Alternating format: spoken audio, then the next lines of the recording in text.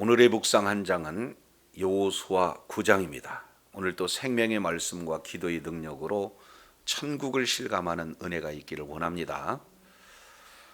여호수아 1장부터 5장까지 이 내용은 전쟁 준비에 대한 내용이, 그리고 6장부터 12장까지는 전쟁에 대한, 정복 전쟁에 대한 내용이 기록되고 있습니다. 그래서 이제 전쟁 이 내용을 통해서 보면은 크게 중부 전쟁, 이어서 남부 전쟁과 그리고 북부 전쟁, 이렇게 전쟁의 양상이 되어지는데, 우리가 6장, 7장, 8장 이 중부 전쟁에서 첫 성이 바로 여리고성 전투죠. 그래서 대승을 갔습니다. 반면 이제 7장에서 아이성 전투의 1차적 패배와 8장에서 2차 아이성에서 승리하는 그런 일들 이후에 남부 전쟁이 오늘 9장의 배경이 되어집니다. 1절 내용을 보면은 2일 후에 그랬죠. 이제 여리고성을 이게 이겼어요. 그리고 아이성 전투에서도 승리한 후에 요단 서쪽 산지와 평지와 레바논 앞태에 연안에 있는 헷 사람과 아모리 사람과 가나안 사람과 브리스 사람과 히 사람과 여부수 사람의 모든 왕들이 이 일을 듣고, 이렇게 말씀을 하고 있습니다. 여기에 소개되고 있는 가나안, 지금 6족속에 대한 내용들이 지금 소개가 되고 있어요. 모두들 하나님께서 지금 일하시는 그런 일들을 들었다는 거죠. 그래서 7장 그리고 8장 이 모든 내용의 반응이 어떻게 나타나는가. 2절 내용을 보니까 모여서 일심으로 여호수아와 이스라엘에 맞서 싸우려 하더라. 그들은요, 하나님의 일하심을 듣고 취한 조치가, 그들이 연합군을 형성해서 전면전을 치르자, 이것이 그들의 결정이고 그들의 반응임을 이렇게 살펴볼 수가 있습니다. 자, 그래서요, 이제 또 다른 반응을 하는 자가 있는데 3절이에요. 기브온 주민들이 여호수아가 여리고와 아이에 행한 일을 그들도 뭐 했다는 거예요? 들었다. 그래서 1절 하반절에 이 일을 들었다. 그리고 3절 하반절에 행한 일을 들었다. 지금 듣는 대상을 구별해서 지금 말씀을 하고 있어요. 가나안 원주민, 바로 6왕은 이 일을 듣고 싸우려고 했고, 그리고 기브온 족속은 듣고 어떤 조치를 취하는가 봤더니 4절 보세요.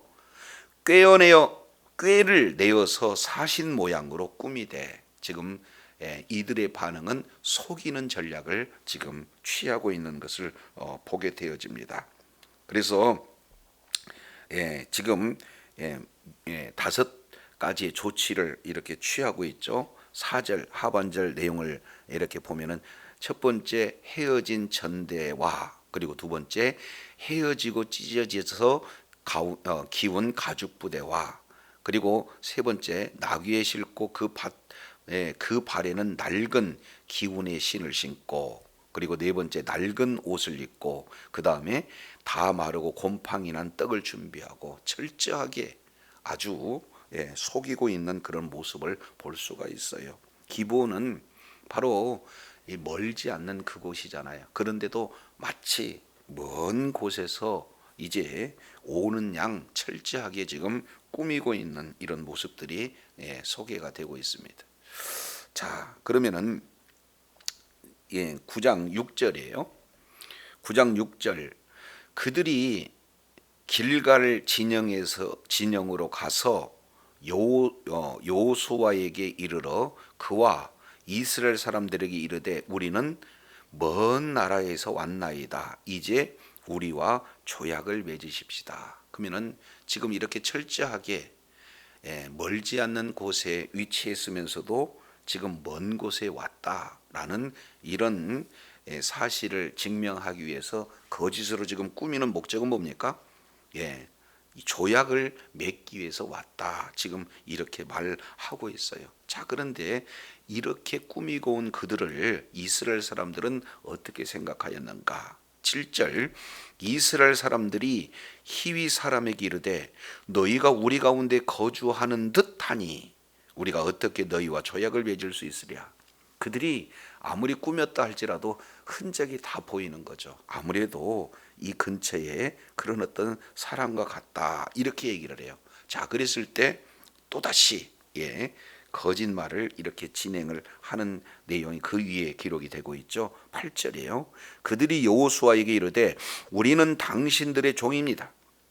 여호수아가 그들에게 묻되 너희는 누구며 어디에서 왔느냐. 그래서 여호수아가 이제 그들에게 누구냐, 어디서 왔느냐, 지금 이렇게 묻고 있어요. 하나님께 묻지 않고 지금 그들에게 묻는 그런 내용이에요. 그래서 그 결과 9절부터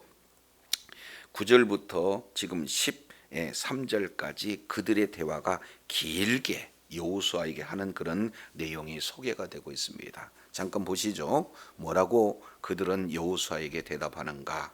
9절입니다.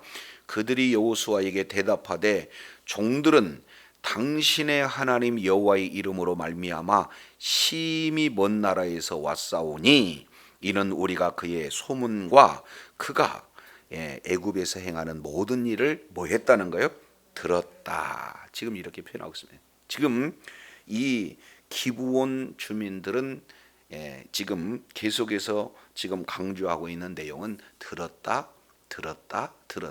지금 이렇게 말하고 있는 것을 볼 수 있어요. 그러면 뭐를 들었습니까? 당신의 하나님 여호와의 명성을 들었다는 거예요. 그 소문을 들었다는 거예요. 그 소문이 뭡니까? 애굽에서 행했던 모든 일들을 들었어요. 10절도 봅니다. 그가 또 요단 동쪽에 있는 아모리 사람 두 왕, 헤스본 왕, 시온 왕, 아스라돌에 있는 바산왕 옥에 행하신 모든 일도 뭐했다? 들었다. 그래서 지금 들었다 이 내용이 계속 반복적으로 소개가 되고 있습니다. 자, 그러면은 한번 보세요. 이 내용은 이제 하나님이 행하시는 일, 다른 말로 소문, 명성을 이렇게 듣고 반응하는 그런 자들이 지금 여기에 가나안 원주민 이 왕들뿐만 아니라 그리고 또 기본 거민들뿐만 아니라 우리가 여호수아 2장 이 내용을 통해서 보면은 누구도 들었습니까? 정탐꾼을 보냈을 때 기생 라합의 그런 어떤 고백을 통해서 볼 수가 있어요. 그러니까 이 세 부류에마다 각각 이렇게 좀 듣고 반응한 내용들의 차이가 있음을 살펴볼 수가 있습니다. 첫 번째 9장 1절 이 내용을 통해서 보니까 이 여섯 왕들은 이 일을 듣고 뭐 하고 있습니까? 전쟁을 선포하고 있어요. 전면전을 치르자 이런 반응이 나타납니다. 반면 기본 거민들은 지금 철저하게 뭐 하고 있어요? 속이고 있는 그런 반응으로 지금 나타나고 있어요.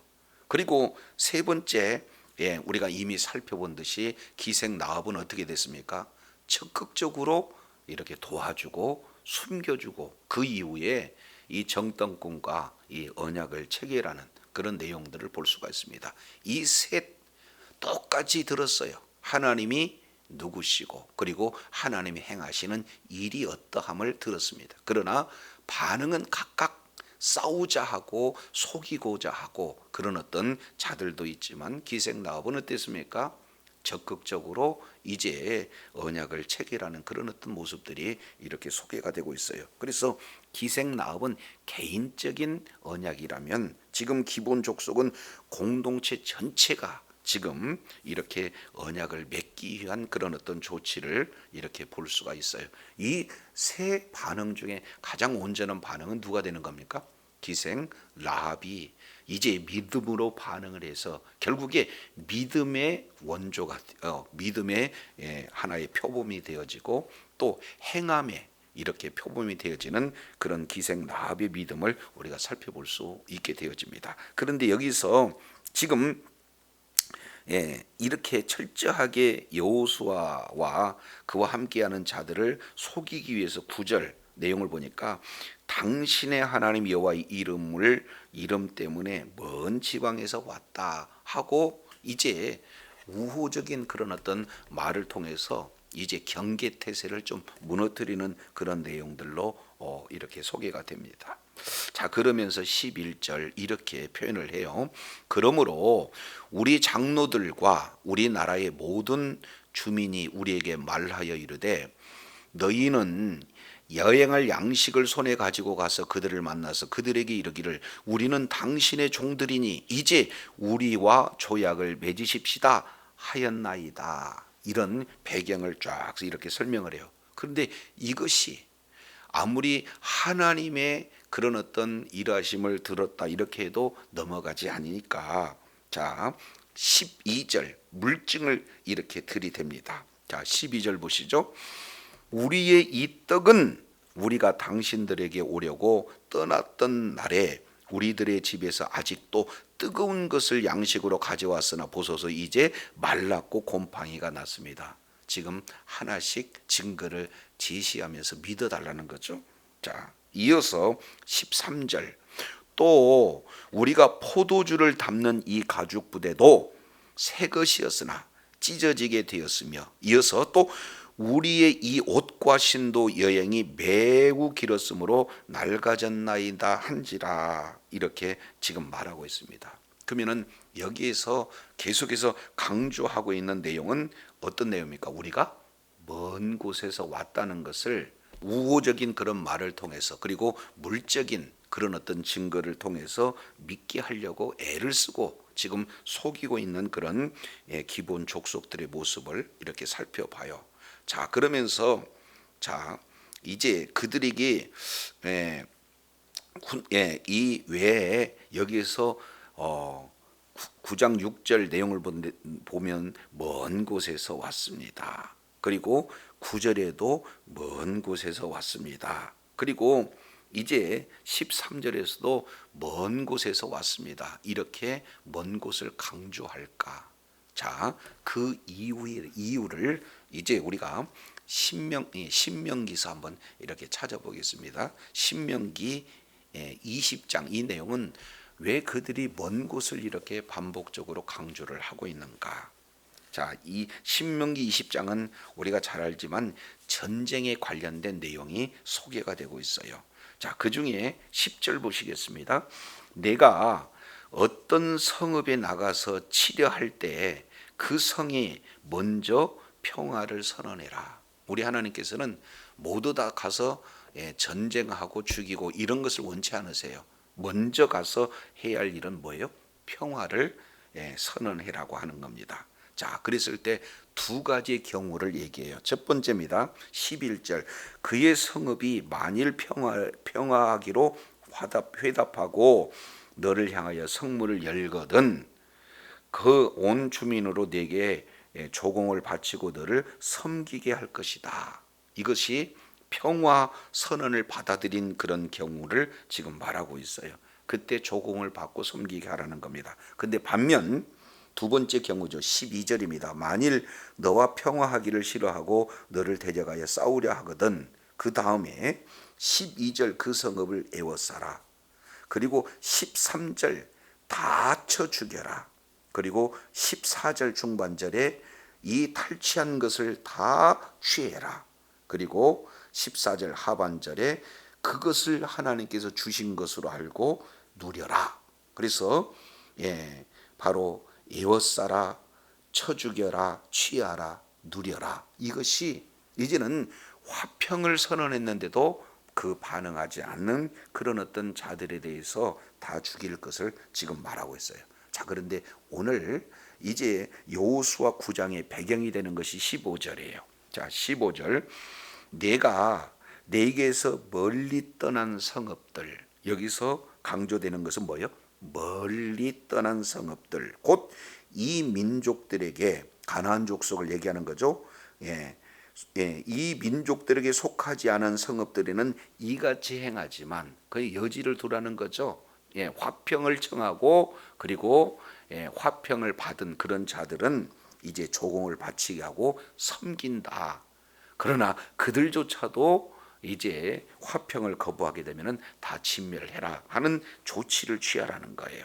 그러나 우리 하나님께서는 가능한 한 피를 흘려서는 안 된다 하는 내용을 지금 말씀하고 있어요. 반면 16절입니다. 오직 내 하나님 여호와께서 내게 주시는 기업으로 주시는 이 민족들의 성읍. 그러면 이 민족은 어디가 되는 겁니까? 가나안 민족이에요. 가까운 민족이죠. 그들은 호흡 있는 자를 하나도 뭐한다? 살리지 말라. 진멸하라. 그러니까 두 가지죠. 거리가 나와요. 하나는 지금 이 가나안 원주민은 다 죽이라는 거예요. 화평 이렇게 선언하지도 말고. 그러나 그 먼 지역에 있는 자들에게는 화평을 선언을 하되 받아들인 자는 살려라. 이렇게 말씀을 하고 있어요. 그래서 진멸 대상을 구체적으로 표현하고 있습니다. 여기 오늘 신명기 9장에 그대로 이렇게 말씀을 하고 있는 것을 보게 됩니다. 20장 17절 내용을 보니까 곧 헷 족속과 아모리 족속과 가나안 족속과 브리스 족속과 히위 족속과 여부스 족속을 내가 뭐하되 진멸하되. 지금 이렇게 진멸의 대상이 오늘 바로 여호수아 9장 지금 1절에 나와 있는 그 족속과 똑같이 지금 말씀을 하고 있어요. 여기서 이 진멸, 이것은 헤렘 전쟁이다. 이렇게 우리가 이미 여호수아 6장을 통해서 살펴봤어요. 그래서 철저하게 진멸해서 하나님 앞에 바치는 그런 어떤 전쟁, 이 내용을 지금 말씀을 하고 있는데, 그러면 왜 진멸하라고 할까? 이 부분에 대해서 뒤에 이렇게 그럼 소개하고 있습니다. 내 하나님 여호와께서 내게 명하신 대로 하라. 이는 그들이 그 신들에게 하는 모든 가증한 일을 너희에게 가르쳐 본받게 하여 너희로 하나님 여호와께 범죄할까 하노라. 그러면 결국 지금 정복해야 할 그런 가나안 원주민은요, 우상 문화로 아주 뭐예요? 이제 가득 찬 그런 지역이라는 것. 그래서 오히려 그들이 바알 문화, 이 우상의 문화, 이 내용을 여호와의 그런 어떤 문화를 역전도한다. 지금 이렇게, 그래서 결국에 하나님을 떠나게 될 그런 어떤 내용 때문에 그들을 다 진멸하라. 이 부분들을 말씀을 하고 있습니다. 자, 요거 기억하시고 조금 더 구체적으로 말씀하고 있는 내용이 자, 신명기 7장이에요. 신명기 7장. 왜 가나안 원주민은 이렇게 철저하게 이렇게 진멸하라고 하는가 하는 이 내용을 통해서 보면은 7장 1절입니다. 내 하나님 여호와께서 너를 인도하여 내가 가서 얻을 땅에 들이시고 내 앞에서 여러 민족, 헷 족속, 기르가스 족속, 아모리 족속, 가나안 족속, 브리스 족속, 히위 족속, 여부스 족, 곧 너보다 많고 그리고 힘이 있는 7족을 쫓아내칠 때, 여기는 7족으로 기록하고 있죠. 자, 그랬을 때 2절입니다. 내 하나님 여호와께서 그들을 내게 넘겨 너로 치게 하시리니 그때에 너는 그들을 뭐 할 것이라? 진멸. 여기서 헤렘 전쟁, 진멸 전쟁을 말하고 있어요. 그래서 크게 세 가지에 대한 내용을 소개합니다. 말 것이요, 말 것이요, 말지니 그들과 무슨 언약도 말 것이요, 그리고 그들을 불쌍히 여기지도 말 것이며, 그리고 3절입니다. 그들과 혼인하지도 말지니. 언약 안 된다, 불쌍히 여기는 것 안 된다, 혼인 안 된다. 왜 그런가? 4절 좀 더 구체적으로 표현을 하고 있죠. 왜냐하면 내 아들을 유혹해서 그로 여호와를 떠나게 해서 다른 신들을 섬기게 하기 때문에 그렇다라는 사실을 지금 분명히 말씀을 하고 있습니다. 자, 그래서 이제는 우리 하나님께서 진멸할 대상과 그리고 평화를 선언할 대상을 거리를 통해서 지금 이렇게 말씀을 하고 있는데, 기브온 족속은 지금 어떻게 됩니까? 평화의 대상입니까? 진멸의 대상입니까? 진멸의 대상이잖아요. 자, 그래서 다시 여호수아 9장 이 내용을 통해서 보면은 이제 이 기브온 거민들이 왜 멀리서 지금 왔나, 이렇게 내용 것은 이미 신명기 뭐예요?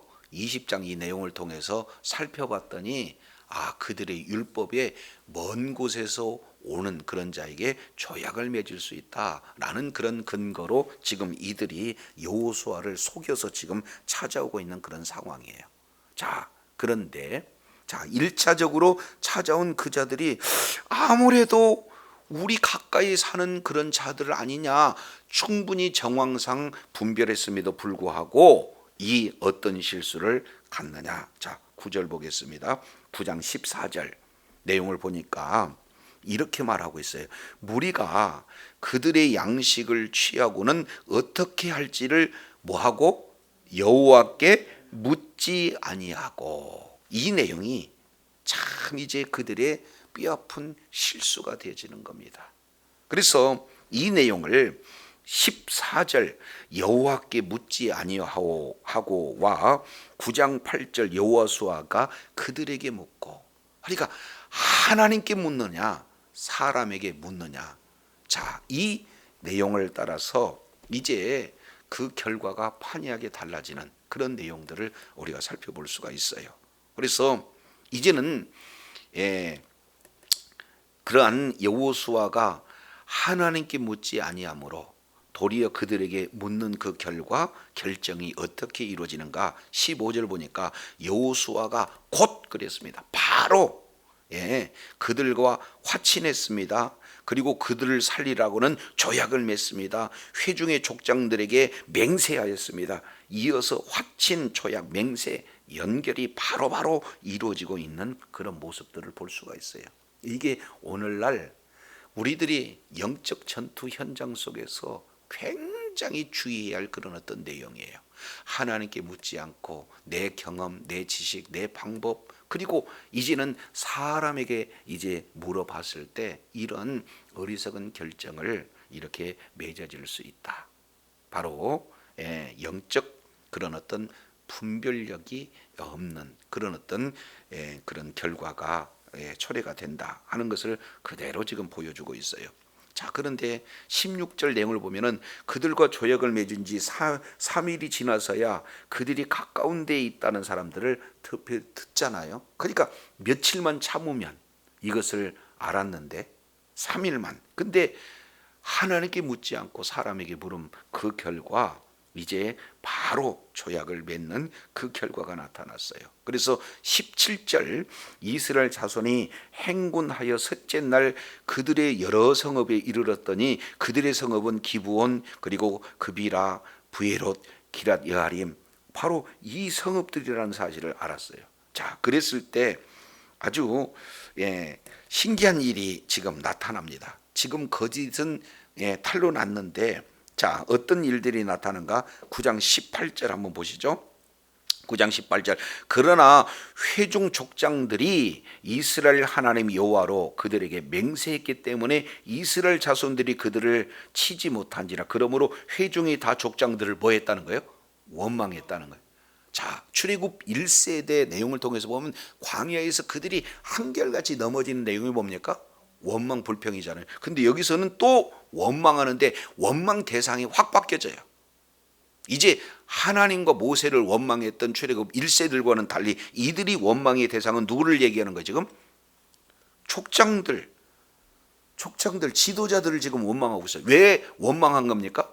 왜 이렇게 영적 분별력이 없이 이렇게 곧바로 조약을 체결한 거에 대한 원망. 그러니까 여기서 표현은 원망이지만 부정적인 원망이 아니라 무슨 원망이에요? 긍정적인 원망입니다. 1세대와 확연히 다른 그런 어떤 모습들이 이렇게 소개가 되고 있죠. 그래서 19절 내용을 보니까 모든 족장이 온 회중에게 이르되 우리가 이스라엘 하나님 여호와로 그들에게 맹세하였은즉 이제 그들을 건드리지 못하리라. 20절 왜 그래요? 우리가 그들에게 맹세한 맹약으로 말미암아 진노가 우리에게 임할까 하느니 이렇게 행하여 그들을 살리리라 하고. 결국엔요, 기본 족속은 거짓으로 꾸며서 이런 조약을 체결하게 됐지만 궁극적으로는 그들이 뭐예요? 살게 되어지는 그런 역사가 이렇게 나타나요. 그래서 한번 맺은 언약은 파기할 수가 없다. 이유는 진노가, 하나님의 진노가 그들에게 임한다는 것. 그래서 훗날 이 기브온과의 이 조약을 깬 자가 있죠. 그 자가 누굽니까? 사울 왕입니다. 그래서 사무엘하 21장 2절부터 6절까지 이 내용을 통해서 보면은 이제 기브온과 조약을 깨었을 때 다윗 시대에 3년 동안 기근이 찾아오는 그런 저주가 임한 것들을 우리가 살펴볼 수가 있습니다. 자, 그러면은 이제 이들은 속인 그 결과 어떤 내용인가? 21절 내용을 보니까 무리에게 이르되 그들을 살리리라 하니 족장들이 그들에게 이른 대로 그들이 온 회중을 위하여 나무를 패며 물을 깃는 자가 됐더라. 그러면은 이 내용에 대해서 훗날 지금 물어보는 내용이 여호수아가 그들을 불러다가 22절 왜 속였느냐? 그래서 23절 너희가 저주를 받다. 그리고 영원히 종이 되고 다 내 하나님의 집을 위하여 나무를 베고 물 깃는 자가 될 것이다. 지금 이렇게 말을 하고 있는 것을 보게 됩니다. 이 내용은 창세기 29장 25절 가나안을 이제 저주했을 때 그 노아가 그 손자 가나안을 저주하는 내용이 그대로 이루어지는 장면이에요. 그래서 하나님의 말씀이 신실하게 성취되었다 하는 그런 내용들도 그대로 적용이 되어지고, 그리고 속인 것에 대한 그 죄가 하나님의 집에서 영원히 종되어서 나무 패는 일, 물 깃는 그 일을 진행하는 그것이 바로 이제 그들에게 임한 저주가 되는데, 사실은 이 저주가 결국엔 뭐예요? 하나님의 그런 어떤 은혜 가운데 거하는 복으로 바뀌어지는 것을 볼 수가 있어요. 그래서 오늘 여호수아 9장 이 내용을 통해서 우리가 살펴볼 수 있는 그런 내용은요, 무엇보다도 영적인 분별력을 갖자. 그 내용은 뭡니까? 사람에 물어보는 게 아니라 모든 범사의 하나하나를 누구에게 묻자는 거예요? 하나님께 묻자. 그렇지 않으면 이런 어리석은 결정을 내릴 수밖에 없다는 겁니다. 그런데 그보다도 더 중요한 내용은 하나님이 누구시냐는 것. 바로 하나님께서는 한번 약속하시는 그런 내용이 비록 속임을 당해서 맺은 내용이다 할지라도 하나님의 이름으로 맹세한 그 내용을 지킬 것에 대한 내용들을 바로 그 이제 출애굽 2세대들이 알고 지키고자 하는 그런 어떤 모습들을 이렇게 살펴보게 됩니다. 근데 무엇보다도 여기서 말씀하고자 하는 이 내용은, 자, 9장 1절 하반절에 이 일을 듣고 9장 3절에 이 행한 일을 듣고, 그리고 9장 9절 애굽에서 행하는 모든 일을 듣고 10절 두 왕에게 행하는 모든 일을 들었다. 이렇게 말씀을 하고 있습니다. 결국요, 이들은 왜 이런 결정을 이렇게 내리게 됐느냐? 한결같이, 자, 24절 그들이 여호수아에게 대답하되 당신의 하나님 여호와께서 그의 종 모세에게 명하사 이 땅을 다 당신들에게 주고 이 땅의 모든 주민들을 당신 앞에서 멸하라 하신 것이 당신들의 종에 분명히 뭐하고 들리고, 그러니까 하나님은요 약속을 반드시 지킨다는 사실을 그들이 알았다는 거예요. 그리고 그들이 그 소식을 들었다는 거예요. 그래서 당신들로 인하여 우리가 생명을 잃을까 심히 두려워해서 이같이 하였습니다. 결국에는요, 그들이 왜 속이며 왜 이렇게 두려움에 떨었을까 하는 그 내용은 생명을 잃을까 이렇게 했다는 거죠. 그래서 결국에 하나님을 두려워함으로 구원에 이르는 건데 방법은 잘못됐어요. 속이는 그런 내용. 그래서 라합처럼 하나님의 말씀을 그대로 믿고 신뢰해서 라합과 온 가정이 구원받는 그런 케이스도 있지만, 이렇게 속여서 구원받는 또 다른 케이스를 우리가 보게 되어집니다. 근데 사실은 이 기브온 주민이 바로 우리들의 전형적인 모습이죠. 우리는 이미 멸하기로 작정된 그런 존재 아니겠습니까? 그럼에도 불구하고 이제는 예수 그리스도께서 십자가에서 죽으시고 부활하셨다는 이 복음을 우리가 듣고 마음으로 믿어 입으로 시인하게 되면 뭐예요? 우리에게 구원이 이루어져요. 이 내용이 로마서 10장 17절 들으면 하나님의 말씀으로 말미암아 이렇게 말씀하고 있습니다. 그래서 늘 삶의 현장 속에서 먼저는 우리가 하나님은 바로 하나님이 누구신가, 하나님이 행하시는 일이 무엇인가, 이런 사실을 알고 하나님의 말씀을 듣고 그대로 이제 그 들은 대로 우리가 이렇게 구원의 복음을 받아들임으로 말미암아 구원의 길은 이를 이렇게 우리 삶 속에 드러내는 일이야말로 가장 중요한 내용이다. 뿐만 아니라 이제는 구원받는 이후에 모든 부분 하나하나를 사람에게 묻지 않고 하나님께 묻는, 그뿐만 아니라 하나님께 맺은 그 언약을 끝까지 지켜서 저주 아닌 하나님의 분복을 누리는 복된 자가 되어야 되겠다 하는 내용을 우리가 9장을 통해서 봅니다. 주님 오시는 그날까지 날마다 이제 구원을 받은 자로서 영적 분별력을 갖고 끝까지 하나님의 말씀을 이제 따르는 그 길 가운데 허락하신 분복을 다 받아 누리는 지혜자여 축복자들이 다 되시기를 예수 이름으로 축원합니다. 기도하겠습니다. 하나님 아버지, 기본 거민들은 먼 데서 온 것인 양 꾸며서 여호수아를 속이고 그 결과 이제는 언약을 맺어서 이렇게 구원을 받는 모습들을 보게 됩니다.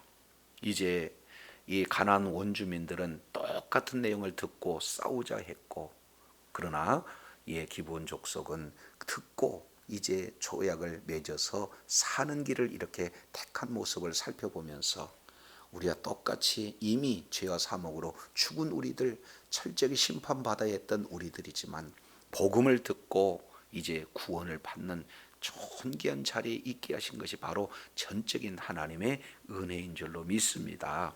이제 이렇게 구원받는 우리가 명심해야 할 내용이 바로 모든 범사에 큰 문제든 작은 문제든 하나님께 물음으로 영적 분별력을 가지고 끝까지 하나님 앞에 존귀하게 쓰임받는 복된 자리에 임할 수 있도록 은혜 베풀어 주시옵소서. 감사드리며 예수 그리스도 이름으로 기도드립니다.